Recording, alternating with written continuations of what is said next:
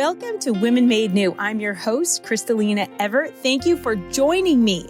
So today we are going to have a segment about everyday Catholic women striving for holiness and doing God's will. And yesterday was International Women's Day. And so to celebrate that, I wanted to have on a woman who has just overcome so many obstacles and is doing just great things for God. And her name is Andrea Boring. But before we get into that with her, we are going to get a quick tip from Daniel Campbell on how you can continue to have the best Lent. Hi, this is Daniel Campbell, Director of the Lay Division at St. John Vianney Theological Seminary for the Archdiocese of Denver, where we offer all sorts of classes for you, the lay faithful. You know, we've discussed fasting the past couple of weeks with these short introductions. Something that historically went alongside fasting that we haven't mentioned, though, yet is abstinence from meat. Today, Ash Wednesday and Good Friday are obligatory days of fasting and abstinence. In addition, Fridays, of course, famously during Lent, obligatory days of abstinence, though not obligatory fasting. So fasting and abstinence from meat don't necessarily always go together today, but historically they did. Why no flesh meat, though? Why was this historically prohibited whenever fasting? Firstly, because the flesh of animals to be eaten is first explicitly mentioned by God in the aftermath of Noah's flood, when flesh meat was given to us in condescension to our weakness. So fasting historically didn't just eat less food, but also gave up that flesh meat permitted by God in condescension to the depravities of sinful man. Therefore, if I'm going to, during this Lenten season, toughen up, so to speak, then I need to get on without that meat, which is itself a symbol of our weakness. But also, flesh meat incites the pleasures of our taste buds. The filet mignon gets you more riled up than the piece of fish. But here we are, trying to rein in the God of the belly, so to speak, as Paul speaks of it.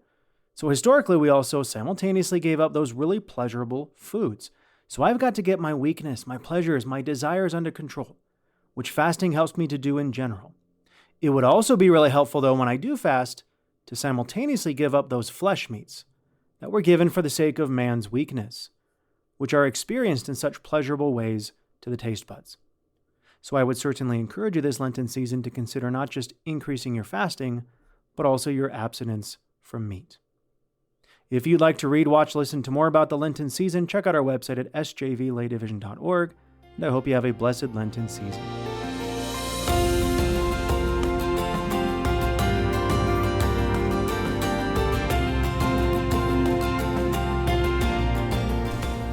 Welcome to Women Made New. I'm your host, Crystalina Evert. Thank you for joining me.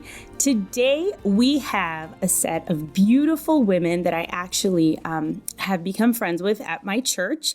And this is one of those awesome segments where we are just going to talk about our lives, things going on, and our daily battles and our struggles and how we came to be where we're at in our faith, but just everyday Catholic women just striving for holiness and doing the will of God. And so today I have Andrea Boring here with me. Hi, Andrea. How are you? I'm great, Crystalina. Thanks for having me. Thanks for being here. So, Andrea, tell us a little bit about yourself. Well, I am first and foremost a beloved daughter of our King, wife to David, and mother to 5 biological and 1 soon-to-be adopted little girl. And that's my life in a nutshell. I work part-time as a publicist, so that's one of the things that people wouldn't normally know about me, but it's a great opportunity the Lord has given me to spread the gospel in media and while still being home and present to my children. So you're a working mom as well. And that's a lot to juggle, having all of the kids and school. You, as you and I both know, right? Mm-hmm. Just all the runs that the kids have at the school and the sports, and yes, then all of our just things we do at the church. But then you also have work. How do you manage that? Because there's moms right now that are like, they're having a hard time. It's overwhelming. And how do you get through it? I live and die by a schedule. I often say my life is like Tetris, and everything just fits in just the right way, and it's all by God's grace, really, and that's the way it gets done. I mean, we're all over town with these different sports. We go to a teeny tiny school, and we're driving all over the place, and our husbands have demanding schedules, and it's challenging, but the Lord gives us all the grace to get it done and just the bandwidth, I guess, the mental bandwidth to manage it, to look at a calendar and figure out how we're going to make it work. And if we can't make it work, I say no. I'm great at saying no. So, okay, ladies, you hear that? You have to learn to say no to keep your sanity. Yes. And for a while, I didn't know how to say no, especially when I was just like a new mom, and I had like maybe 3 kids and I wanted to just do it all, be it all. I wanted to be that good, just Catholic mom, I could do everything. And I just was falling apart behind closed doors. So let's be honest, you can't do it all. And it's okay to get help, and it's okay to say no, and it's okay to own your own weakness and your limitations, right? Because God doesn't want us being pulled like an octopus every single minute of our day, every day, right? That's not what we're made for. It's so much more. But the devil wants to distract us in a lot of ways by taking on too much. Now, were you always Catholic or cradle Catholic? Just tell us a little bit about your faith walk. So my dad brought us into the church when I was 14. So I'm a convert to the faith. And then I fell away when I was in college. When I was 19, I actually became Mormon for a couple of years. What was that like? The Lord used it to save my life, to be quite honest. It cleaned up all the things, all the things. There was no more alcohol. There was no more illicit substances. There was no more poor choices in romantic relationships, if you get what I'm saying. So the Lord really just used that to... What made you gravitate towards that? If you're a cradle Catholic and then it's like something had to make you gravitate towards that. I was just in a really dark space. And to be honest, these 2 cute missionaries showed up at my door and they said, can we share the gospel? Thank you for the honesty. Can we share the gospel of Jesus Christ with you? And, to be honest, I wasn't in the best state. I had partied the night before considerably, and I was like, sure, come on in. And so they came in and they shared their gospel in a way that I never heard before. And it did ignite within me a desire for the divine, a desire for something more. And I know that's not the path the Lord would have chosen for me, but as we know, he uses everything for his greater glory. And so for that point in my life, what needed to happen happened. And I stayed Mormon for a couple of years, didn't last. And then I was just kind of nothing. I ascribed to the Church of the Good Person. If I was a good person, then all was good. Church of Nice, huh? Church of Nice. Yeah. I had a straight path straight to heaven as long as I was a good person. And that's how it was until I was 33 when I found a Facebook post. It was just scrolling along, and it said R.I.P. Robin Fugate Evernham. And she was a young woman that I'd gone to law school with. She was 33, and she had died the day before. And so I took to Google, and I found her Caring Bridge site, which is like a blog. I think they're still around, but at the time it was something that hospitals just gave you to keep in contact with people. And I came across words that I'd never read before, words of profound joy within profound suffering, a complete trust and surrender in the Lord, and a complete trust and surrender in the Lord. And then I found at the very end words that changed my life. Because the whole time I'm reading this, I'm thinking I'm reading the words of a Protestant or an evangelical Christian. Yeah. Because I'd never come across a Catholic saying these types of words.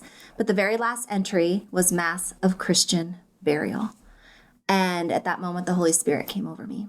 And I heard the words, "It's time to come home." And so I did. The next week, I went to church on Sunday. Took me a little while to get back to confession. Didn't know I really needed that, but it's okay. What was it like going back after all of that time? It felt like home. And I felt my parents are members of the church that I went to. They've been Catholic since they never strayed. They stayed since I was 14. And I had twin boys at the time, only two, who were 3. And so the idea of taking the boys to Mass was a little overwhelming. Oh, I know, yeah. My husband worked on Sundays. He wasn't Catholic at the time. And so I went back and I sat in the pews by myself. And I remember not only feeling a longing for the divine, for God, for Jesus, but also feeling a longing for community. And to this day, I can still remember the key families the Lord kind of pointed out to me at All Saints. And I'm still in contact and friends with most of them. One of them is Callie Ward, who's a teacher at our school. Nice. Which, who knew that 13 years later, I remember seeing her and her husband, my first Mass, seeing her and her husband carry in the baby carrier of their middle daughter. Aww. And so that's how I came back. And it's been a journey ever since. I had 5 years where it was just, I was a normal Catholic where I went to church on Sundays. I felt like the Lord really wanted me to share my story, of my reversion story, because, to be honest, it's powerful how the Lord used Robin to bring me home to the church. But then I ended up having a deeper conversion to the heart of our Lord in 2017. And so that's really where my interior life and my prayer life and my deep intimacy with the Lord really took off and has really fueled everything since. Made us more open to life, made us just really embrace all that the Lord was asking of us and our family. Again, we are here talking with Andrea Boring, and I love these segments of just talking to everyday Catholic women striving for holiness. And how are they doing it, right? Because we all have our own battles, we all have our own struggles, we all have our own walk that Jesus gives us. And it's not easy, but we can help each other with our testimonies, with maybe just those little things that we've learned that help us along the way. It even helps me listening to your story and your journey, And it's really beautiful that it was the Mormons knocking on your door the night after partying that kind of pierced the darkness of your heart that you were in. It's unbelievable. Like, God will come to us in all sorts of ways, right? Just like the devil comes in all shapes and sizes, so will God.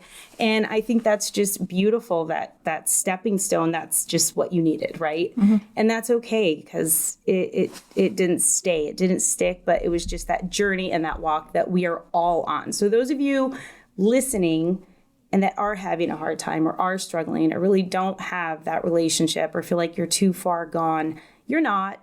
You're not too far gone. Nope. Like, God is always right there.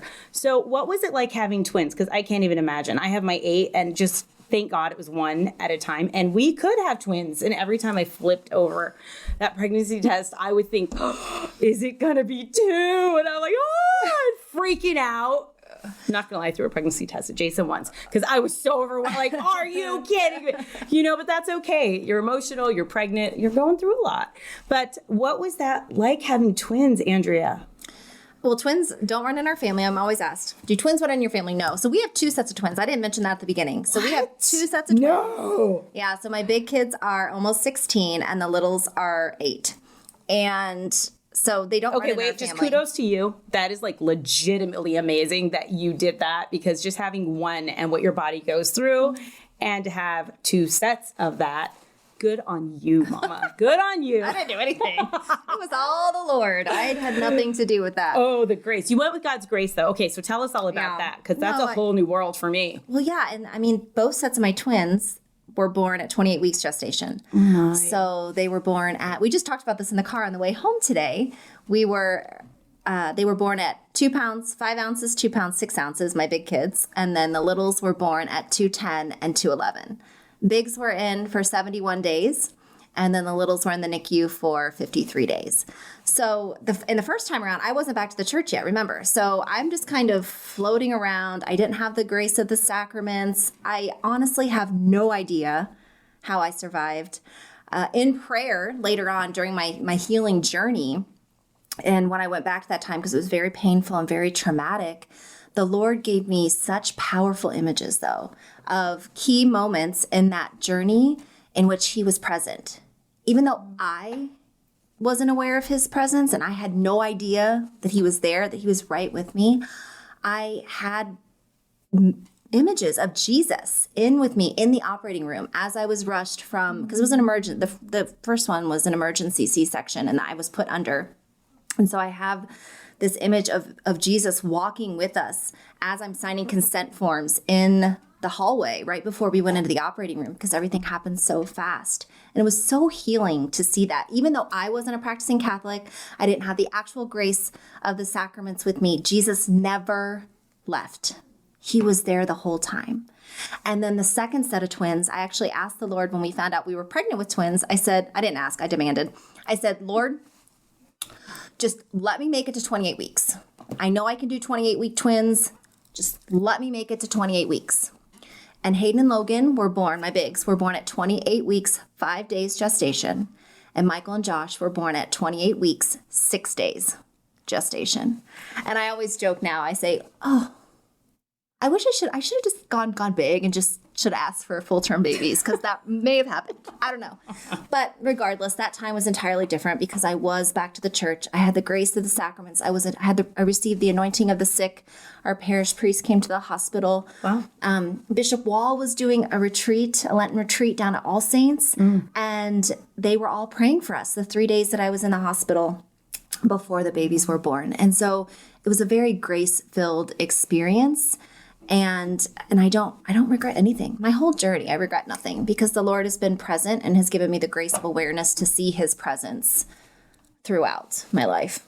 Was there a difference between the first set of twins and the second set of twins with the spiritual battle?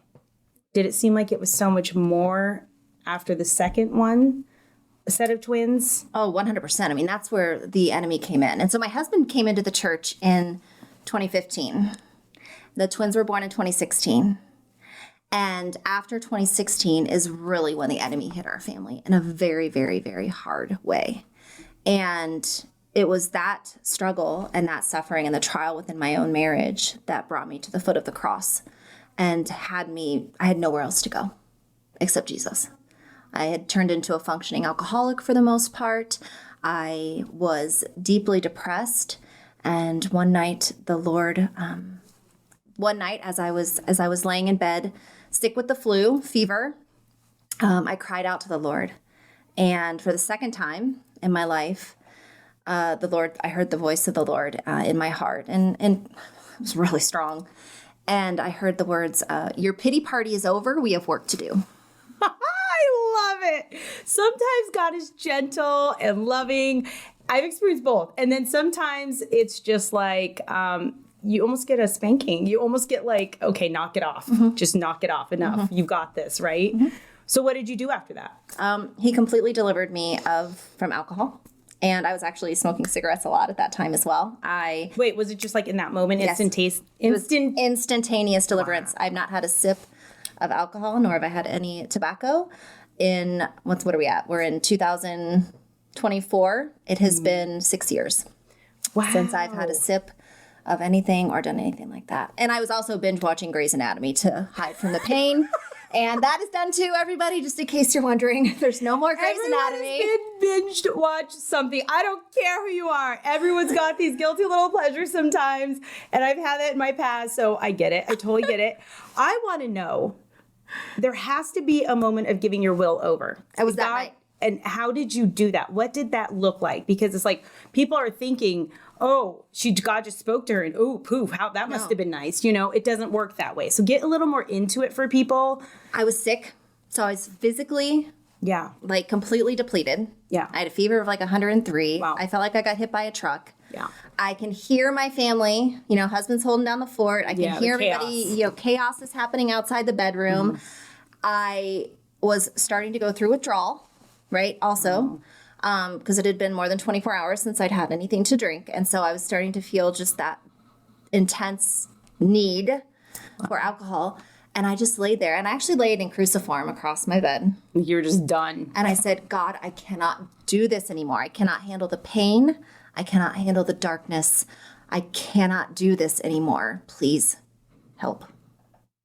And that was it. And that was it. And that was it. So it was just like a total surrender. It wasn't just words, like you meant it in your depths. And because there is a moment in everybody's life and their spirituality, their relationship with Jesus, where it has to go deeper, where you have to give him permission and you have to unlock that door you've locked him out of. Amen. And if you don't, you'll be stuck. You'll just sit there. You can do all the prayers, all the rote stuff we do in the church at times, but if it doesn't sink in and you don't unlock what you know you need to surrender and those deep wounds and those deep addictions, everybody, that we have all had. Nobody is unscathed. Nobody walks this earth perfect. Not one of us. I don't care who you are. And the saints just knew how to show up to their fight and keep on and stay in that grace. And yes, even they fell, but the difference was they just kept showing up, and all they wanted was God's will, no matter what it took, no matter what it was.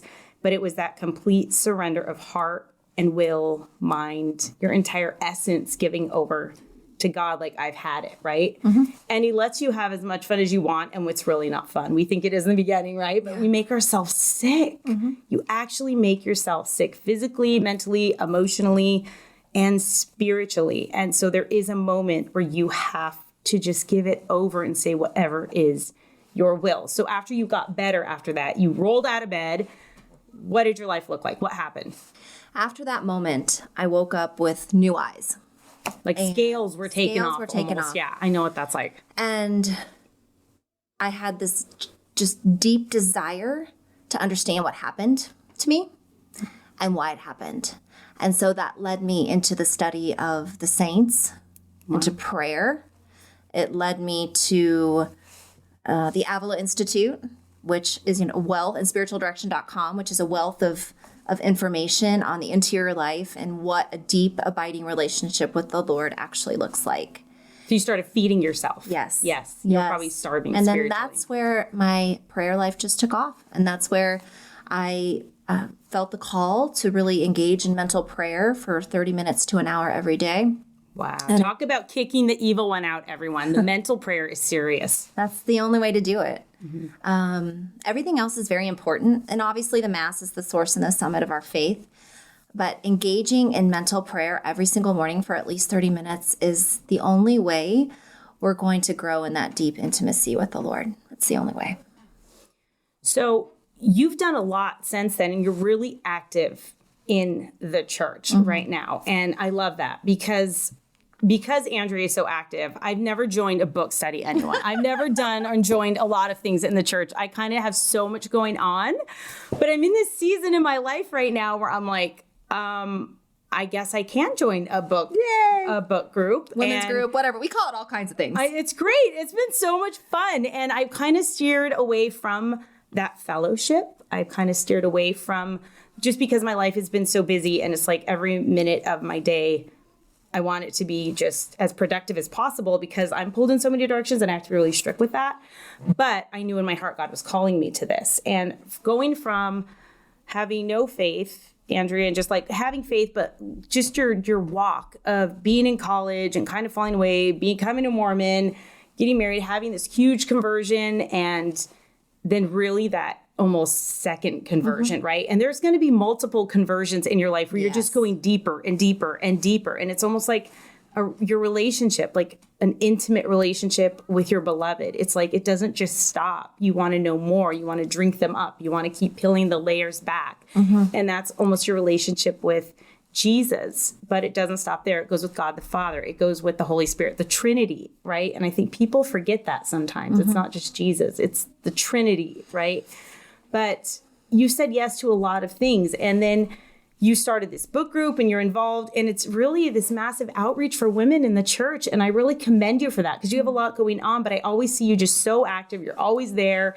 And it's beautiful seeing your testimony and what you've done and just hearing your past, which I didn't know some of that. It's really beautiful. You know, it's really inspiring. And it doesn't matter who you are, where you've been, or what you've done, that if you just give God permission, he can do great, beautiful things in your life. So let's go back, Andrea, to when you had your conversion, and what did your marriage look like after that? Because it was really going one way, and then boom, now it's going to go this way. Sure. It created quite an interesting dynamic between my husband and I at that time. This was 2011. We had been married for about 4 years. We had 3-year-old twin boys at the time. And I had this incredible moment with the Lord, and the Holy Spirit said, okay, it's time to come back to the Catholic Church. And at the time, my husband, he still does. He works Sundays. He's a chef. And so I wasn't able to come to church with him. I mentioned that longing for community. And so it was a very interesting time because I'm having this intense conversion and I'm basically going through it alone. And we also, as a result of the first pregnancy with twins, had decided to contracept. At the time, it was just what you did. I had a traumatic delivery, traumatic birth. I had no desire to have any more children. And so, of course, when the OB says, what are we going to do about this? No, they always ask you, like when you go in for your checkup, they're like, so what about birth control now? Yeah. And it's kind of an awkward moment, especially if you're trying to live out your faith. But if you're not, it's like, okay, well, let's discuss that. Yeah. And so an IUD was what was decided on. And so that's where we were at. And I'd heard rumblings about what the church taught on birth control, but I didn't really fully understand it. I thought for sure there had to be exceptions somewhere Right. about this. The whole... And I remember having this conversation with my dad and saying, so you're telling me that there's no situation in which birth control is okay? And he said, no, really, there's not. We didn't go into this. I mean, there are like teeny tiny ones, but not for the reason that I wanted to. And that kind of started, the Lord started planting the seeds there. And my husband and I started having this discussion. I just kind of floated the idea, and he was like, no, absolutely not. You will not go off birth control. You almost died. I almost lost you. I almost lost the boys. A lot of fear. Yeah, total fear. And I was still not 100% on board with the church's teachings. And then one day I had just a light bulb moment where the switch flipped, and I knew exactly why the church teaches what she teaches. And I wanted that thing out. Wow. And it was also at that time, coincidentally, not really, providentially, that the Lord, convalidation became a regular part of my vocabulary. And nobody had ever talked to me about convalidation. My husband and I were not married in the church. I came back to the faith. We'd had meetings with our priest, but nobody had told me that we needed to have our marriage convalidated. What does that term mean exactly? It's a big term. So just for the ABC listeners and me, what does that mean exactly? So most Catholics, when they are married in the church, in the Catholic Church, it becomes a sacramental marriage. And because I was married outside of the church, our marriage was not a sacramental marriage. And the church requires, in order to stay in a state of grace, and because marriage is between the man, the woman, and God. Like a covenant you're making with the three of you, right? Yes. Yeah. Yes, that it take place within the church, that it be officiated by a deacon or a priest, and that seals that covenant with the Lord. And so through listening to Catholic radio, through a variety of things, I realized that we needed to have our marriage convalidated. And so I brought that up with my husband, and thankfully he said yes. That was a superior grace, a signal grace from the Lord for him just to say, okay. Okay. Has he always been Catholic? No, he's not Catholic. Oh, We're not there yet. Wow. Okay. So and he just has kind of been going along with it. Okay. Yeah. So I'm taking myself and the kids to Mass. He's not coming. I tell him I want to get the marriage convalidated and recognized by the church. Thankfully, the parish we went to was just, the process wasn't difficult. It's different. All over. Different parishes. It just is what it is. And so we did. We had our marriage convalidated in May of 2013. I had the IUD removed shortly thereafter. And my husband was not thrilled with this, as I mentioned, and he wanted to take permanent measures in order for us not to have any more children. And I did not agree to that. And it was in between that and the rest of the year when we became pregnant with our daughter. God said no, and God said no. Yeah. Isn't it funny how that happens? Yeah. So praise God. We Olivia Grace was born on my birthday, May 27th, 2014. And then it was in July, shortly after her baptism, when we were at Mass, because he had agreed to start coming to Mass with me because I can't handle two rambunctious boys and a baby. And I was like, I need you to figure out your schedule so you can come to Mass with me on Sunday. And so he did. And it was at Mass one Sunday in July that they announced RCIA. And out of nowhere, he said, I think I want to do that. Wow, by the grace of God. And wasn't you really pushing or just kind of being on him? All I asked him to do was come to Mass. Wow. because I needed his help. Wow. So he started that process and came into the church in Easter of 2015. And that was a beautiful experience. And then we got pregnant again with twins. Again. Wow. See? After that. So there we are. The Lord has blessed us immensely. And it wasn't always rainbows. I mentioned the suffering and the darkness in our marriage. And where it got very hard and very dark. We had 3 kids. We had 2 older ones, and then we had 3 kids under 2, a traumatic NICU experience. I probably was dealing with a touch of postpartum. See, and that's a thing. That's really a thing with women, and I don't think they even realize when they're going through it or that's happening to them, and I'd like to really get into that with you, but we're going to take a quick break with our friends over at EWTN, and we will be right back with Andrea Boring. So stay tuned.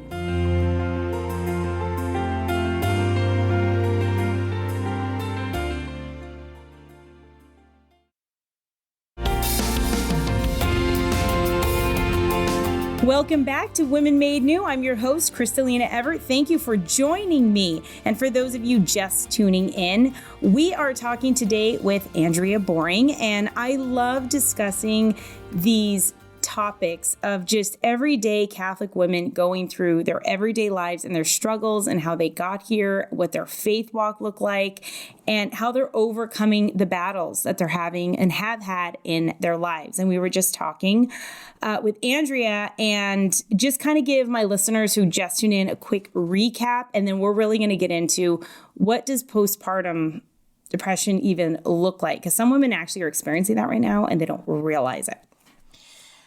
Praise God, I didn't experience it with the first 3 kids.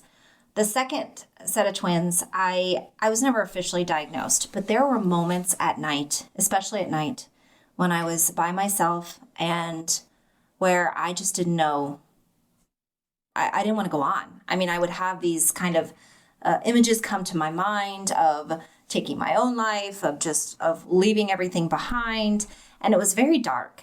And this was starting to and I didn't share this with anyone. It's actually the first time I've ever even mentioned it out loud right here. Here we go, everyone. And it was a very, very dark period. And what was happening to me on the inside and in my brain was coming out in how I was treating my husband. And I was not a nice person. I was very disrespectful. I was very emasculating. He couldn't do anything right in my eyes. I felt the weight of the world on my shoulders. Now, all these perceptions were not correct. It was not actually how things were happening, but everything was clouded. And I also know that the enemy was working double time on our marriage and our family.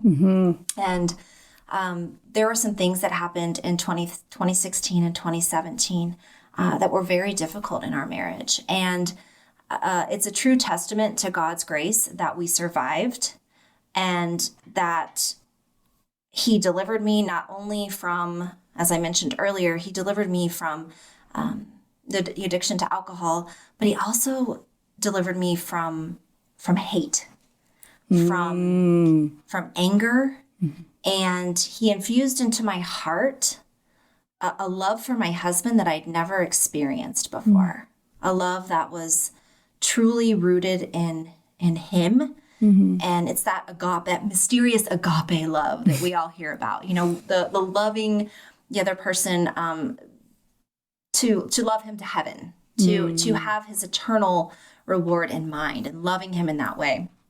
And it was only through his grace that I was able to forgive a lot of the things that happened. I was able to forgive all of the things that happened during this time, and that we were able to save our marriage and bring it to a point of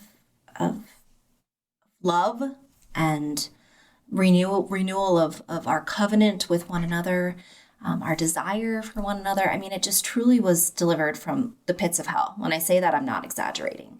And the enemy, he didn't give up for 2 years, hitting as hard as he could. And that's really what drove me.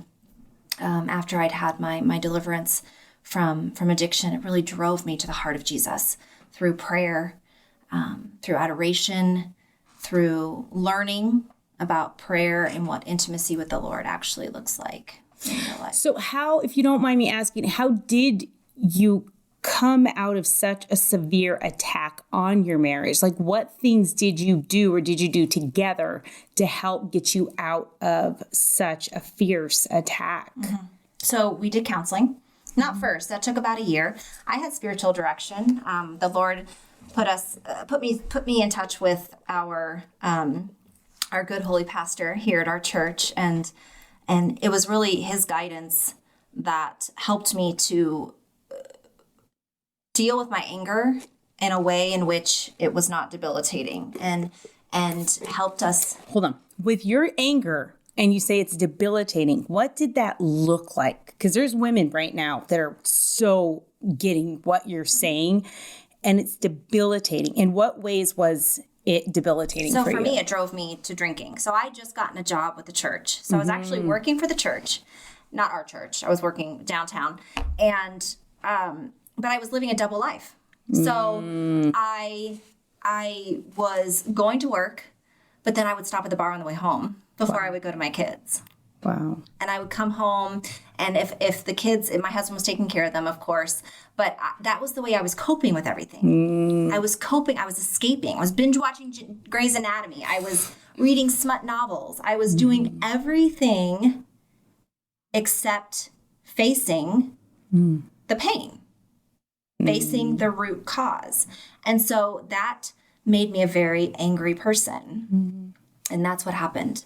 And so, yeah, it was a crazy time.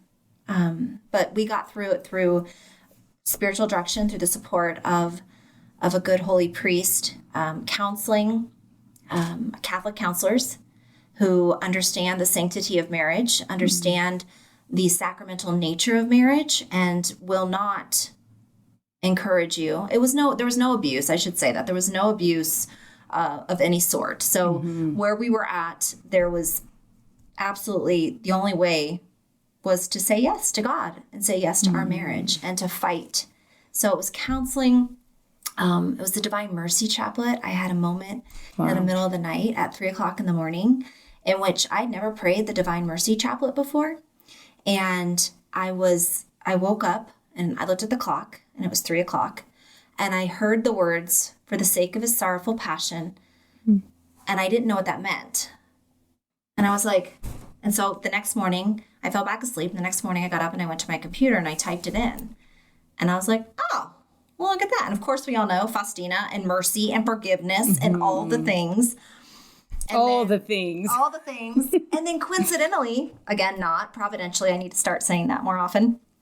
The two sisters from Faustina's order happened to be in the Diocese of Phoenix and were in my radio studio downtown not even 2 weeks later.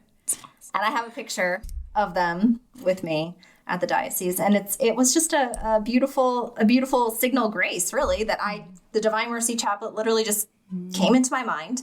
2 weeks later, I get to meet two sisters that look just like St. Faustina. Yeah, right? And all the things. That's awesome.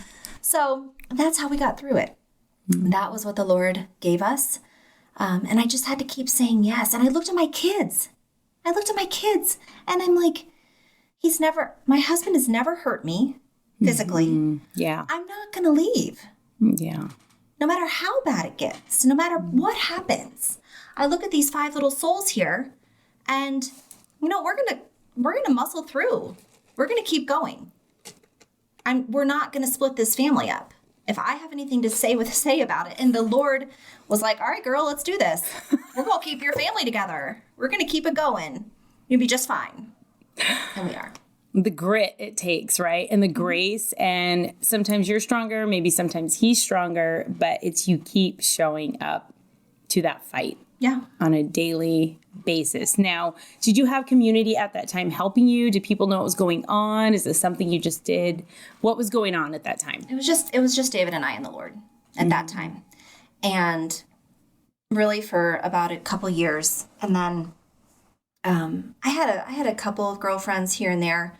But nobody really knew what was happening. Nobody really knew. Nobody knew that I had an alcohol problem. Nobody knew that David and I were experiencing serious issues within our marriage. And it was just he and I. It needed to be he and I and the Lord going through this healing process together. Some things are private. Yeah. Some things you just go through with Jesus, and, I totally understand that. Women out there that are struggling in their marriages, Andrea, and they recognize the distractions and not wanting to look at really the reality of what is going on. What do you have to say to them? What advice can you give them right now? Cry out to God. Cry out.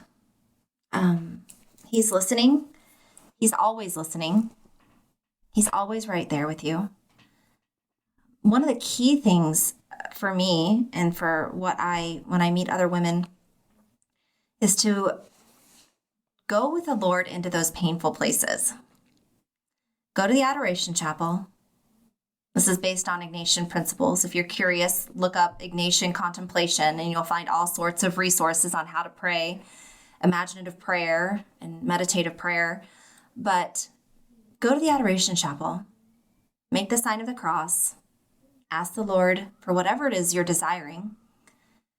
Or if you don't want to go to the Adoration Chapel, just sit in your chair in your house, and light a candle and have a crucifix next to you and bring the Lord into that. Invite him into that. A lot of times we are hit with bad memories in prayer, especially, and we automatically think it's the enemy.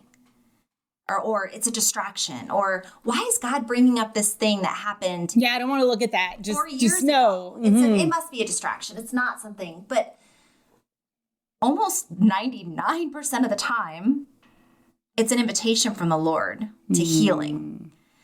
And so if you're having these problems with if you're having issues with your husband or anyone for that matter, take it to the Lord and enter into that with him.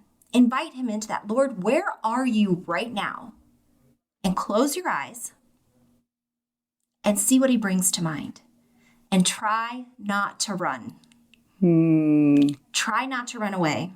Yeah, it can get hard and uncomfortable. It can. Try to stay. Try to stay there with the Lord and see how he wants to heal you. Because he will. He does. It might not be in the way in which you want it to be. No, it's not going to be. I'm sorry. You have this way of thinking and you have to let that go. Our expectations, right? Yeah. And there's going to be tears, probably. So get used to it. But it can be an incredible invitation from the Lord to start the healing process within your marriage. And he'll shine light on what you're doing wrong. The Lord now, even still, he'd be like, Andrea, you're slipping back. You're slipping back into those old patterns of speaking to your husband in a derogatory manner or being disrespectful or unkind. And I, scurry myself on over to confession and, ask my husband for his forgiveness for being a jerk. I mean, I ask for forgiveness from him at least 5 times a day because just in the day-to-day life of mommying and working and it's frustrating. It's a lot. All the things. You keep saying that. It's true. It's so true. But keep on. Keep going to confession. You keep struggling with that one thing. You just have to keep going, right? Yeah. You just keep going. You just keep always inviting the Lord into the conversation. And he will take care of the rest.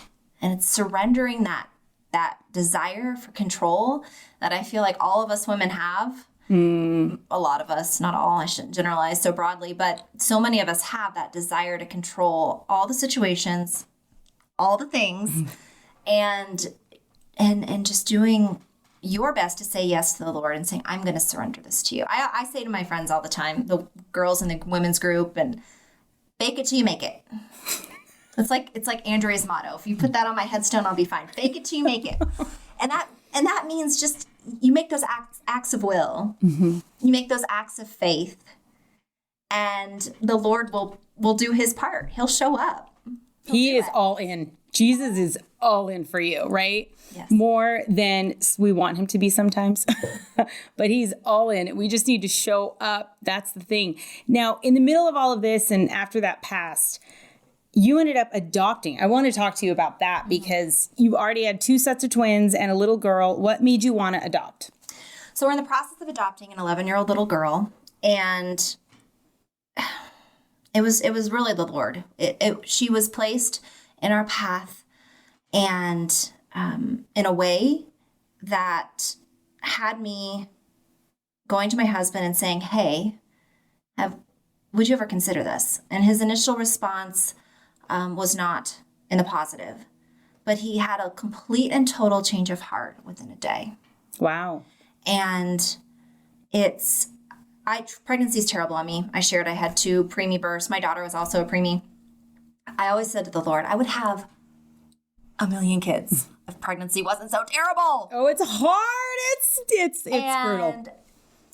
And this is what he did. He opened our hearts to this little girl who needed a permanent family.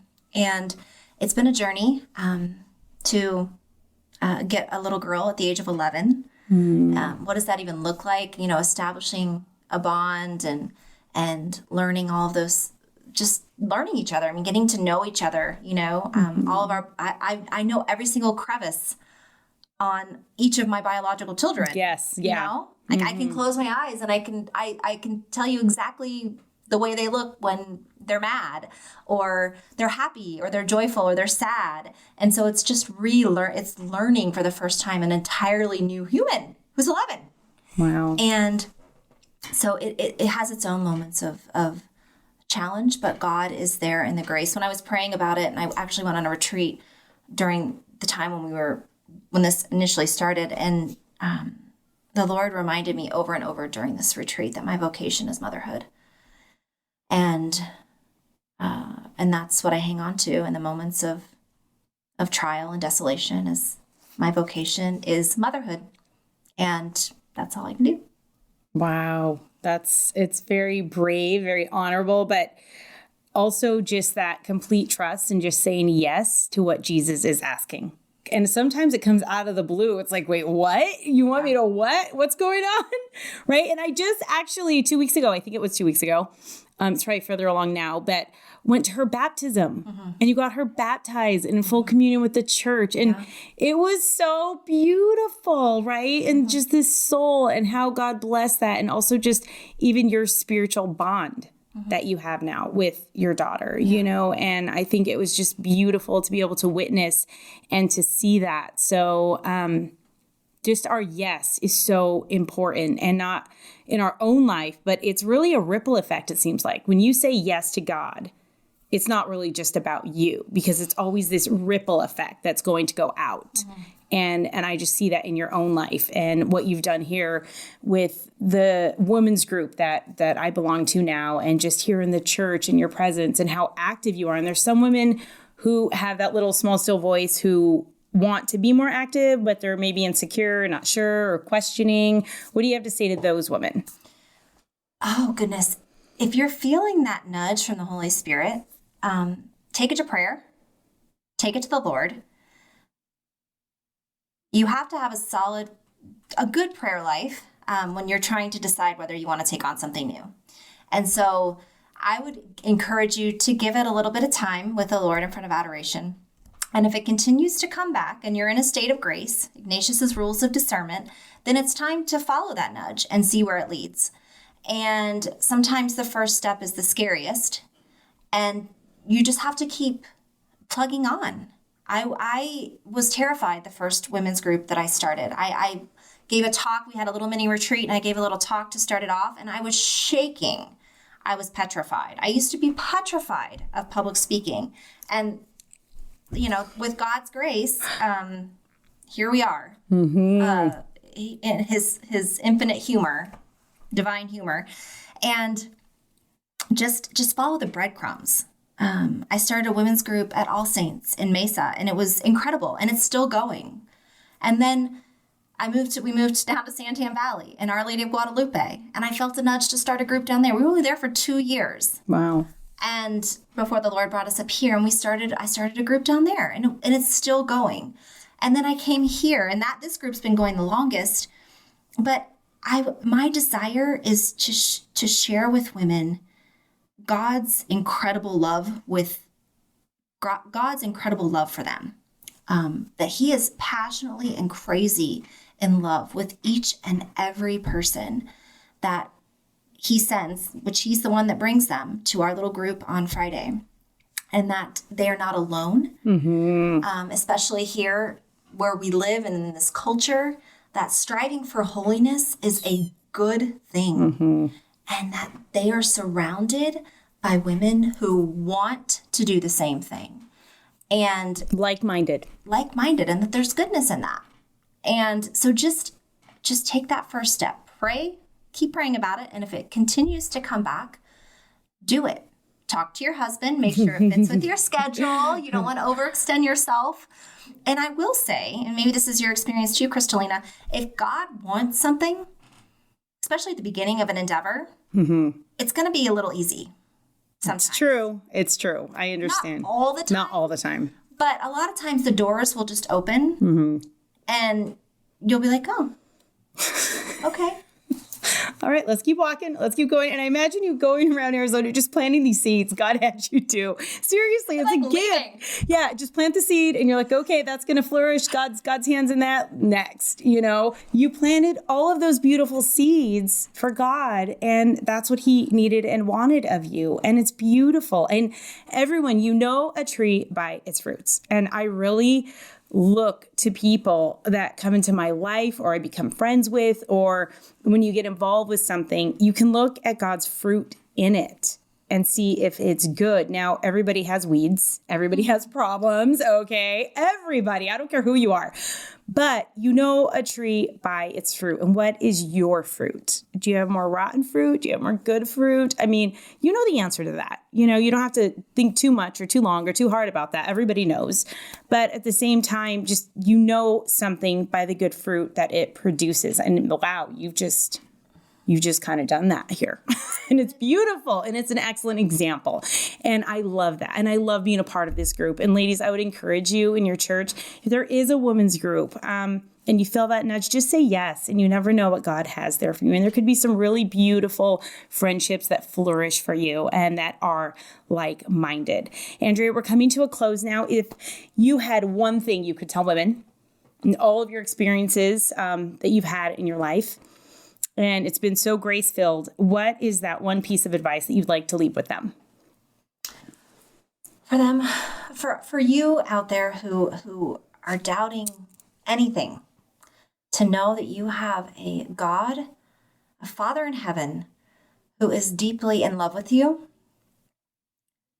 who will never stop pursuing you, no matter how far you stray.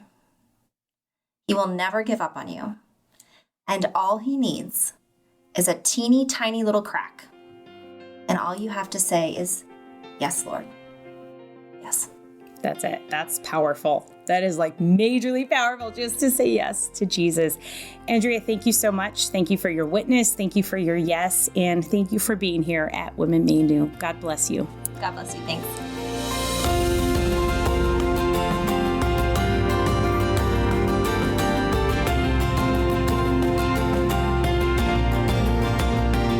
I want to thank my guest again, Andrea Boring, for being here. And the new Cabrini movie is out, everyone. It came out yesterday on International Women's Day, and it is worth going to see. You can get your tickets at angel.com or any theater near you. Have a great weekend, everyone, and God bless.